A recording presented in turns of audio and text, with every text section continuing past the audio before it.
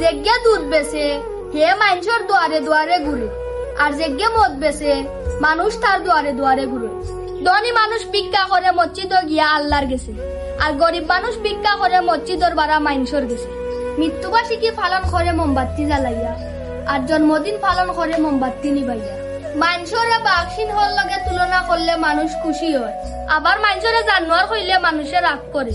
20 বছর একটানা পড়ালেখা করলে মানুষের নেশা হয় না, আবার 20 দিন মানুষে গাঞ্জা মদ খাইলে মানুষ নেশা করে যায়।